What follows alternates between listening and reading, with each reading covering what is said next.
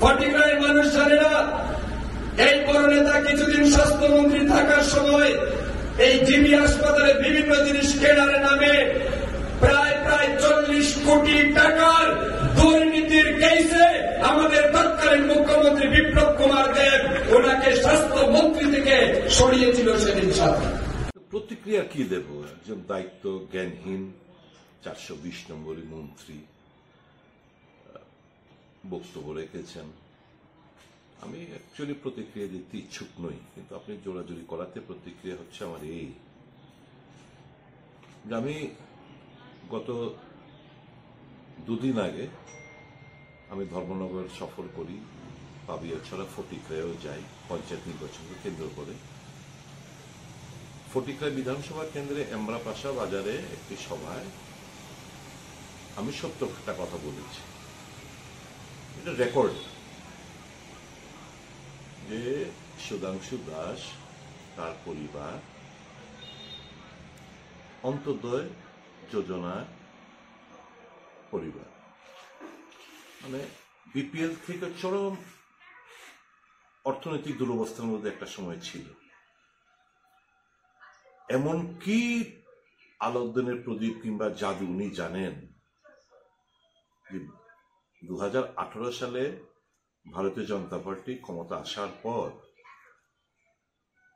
বিধায়ক থাকাকালীন উনি বিয়ে করেছেন এবং কোটি কোটি টাকা উনি বিয়েতে খরচা করেছেন। এটা সকলে দেখেছেন,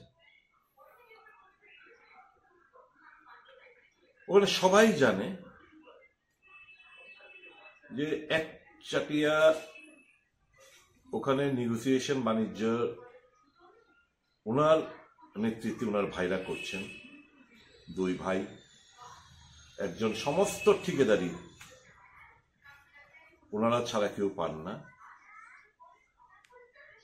আর সুপারি, বার্মেজ সুপারি এবং রাবার চারা সাপ্লাই অন্য কেউ পান না। গরুর গাড়ির থেকে মাসোয়ারা সবাই জানেন। ওনার স্ত্রী এত ক্ষান্ত নন, ওনার স্ত্রীকে এনএচএমে প্রচুর সংখ্যক ডেন্টিস্ট রাজ্যে বেকার রয়েছে। এনএচএমে প্রথমবার কোনো লিখিত পরীক্ষা ছাড়া ওনার স্ত্রীকে চাকরি পাইয়ে দিয়েছেন। এই সত্য কথাগুলো আমি ওখানে তুলে ধরেছি। এটা কাউন্টার দিতে গিয়ে উনি বলেছেন যে আমি যখন স্বাস্থ্যমন্ত্রী হিসেবে কাজ করেছিলাম আমি নাকি প্রায় 40 কোটির দুর্নীতি সঙ্গে আমি জড়িয়ে পড়েছি এবং সেই কারণে বিপ্লব দেব আমাকে মন্ত্রিসভা থেকে বের করে দিচ্ছেন। আমাকে তো বের করেছে 2019-এর 31শে মে। আজকে প্রায় 5 বছর ওর বেশি সময় হয়ে গেল। তো 5 বছর পর হঠাৎ করে এই অভিযোগটা কেন? সত্যটাকে আড়াল করার জন্য? একজন মন্ত্রীর কাছ থেকে উনি অভিযোগ করেছেন, উনি বলতেন যে এত তারিখ অমুক দরপত্রে অমুক এই 9-6 একটা স্পেসিফিক অভিযোগ করতেন। আমার কোনো বলার ছিল না। একটা ফিকটিশিয়াস একটা অভিযোগ যার কোনো তার ভিত্তি নেই, উনি অভিযোগটা করলেন।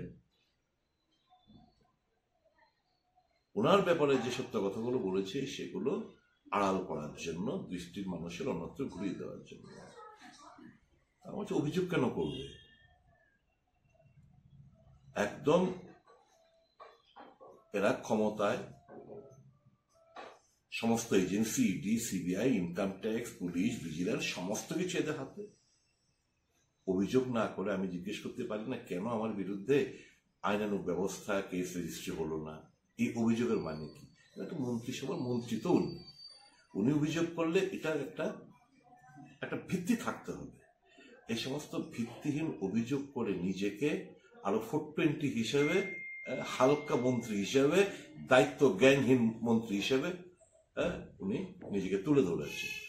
আসল কথা হচ্ছে লুটে ফুটে খাচ্ছেন ওনারা। আমাদের বুকের পাটার জোর আছে বলেই তো আমরা বিজেপি ছেড়ে দিয়ে বেরিয়ে এসেছি এই দুর্নীতির এই নগ্ন চিত্র দেখে। আমাদের কোনো ভয় নেই, আমাদের কোনো এজেন্সির কোনো ভয় নেই, কারণ আমরা সত্যের পথে চলি। রাজনীতিটা করি ক্ষমতা ভোগ, এদের মতো ক্ষমতা ভোগ আর অর্থ আদায়ের জন্য না। এরা তো এই জন্য মন্ত্রিসভা কিছু করতে পারবে না। যারা টাকা অন্যায়ভাবে রোজগার করছে, এরা মোদী সাহেব কিংবা অমিত শাহ সাহেব কিংবা ভারতীয় জনতা পার্টির প্রতি একটু টু শব্দ করতে পারবে না। আমরা আমাদের স্লেট ক্লিয়ার রেখে রাজনীতিটা করি, আর আমরা রাজনীতিটা করি এই ক্ষমতা এবং অর্থের জন্য না। মানুষ না খেয়ে মারা যাচ্ছে, তার এলাকার অবস্থা করুন, কাজ নেই, খাদ্য নেই, এই সমস্ত ব্যাপার নিয়ে করে শুধু নিজের ধান্দা। বেকারত্বে ফুসছে যে ঠিক আছে ঠিকাদার সবাই মিলেমিশে করুক না, সবাই উপবিষ্ট রোজগার করুক না, এই ধ্যান ধারণা সম্পূর্ণভাবে রাজ্যে শুধু একা সুধাংশু কেন, সারা রাজ্য জুড়ে একই চিত্র। এই চিত্রগুলো যখন আমি উত্থাপন করেছি, স্বাভাবিক গায়ে লেগেছে এবং মিথ্যা এই সমস্ত অভিযোগ করতে শুরু করেছেন। আমার বিশ্বাস, আমি জানি না ওনার যে রাজনৈতিক গুরু বিপ্লব কুমার দেব, সেও তো এই অভিযোগটুকু করলো না যে উনি তখন মুখ্যমন্ত্রী ছিলেন। সে তো আমার সবচেয়ে বড় ক্রিটিক, সবচেয়ে বড় রাজনৈতিক শত্রু বটে, তো উনি তো করলেন না। উনি করেছেন, ওনার সব প্রুফ লাইভ উইথ হিম। আমি বলবো ওনাকে, যেহেতু দায়িত্বশীল মন্ত্রী, সবার সদস্য উনি খোলাসা করে বলুক যে এই ক্ষেত্রে উনি ৯/৬ করেছেন।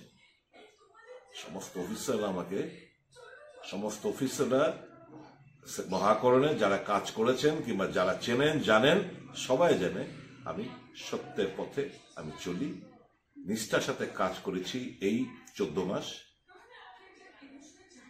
একটা কারোর থেকে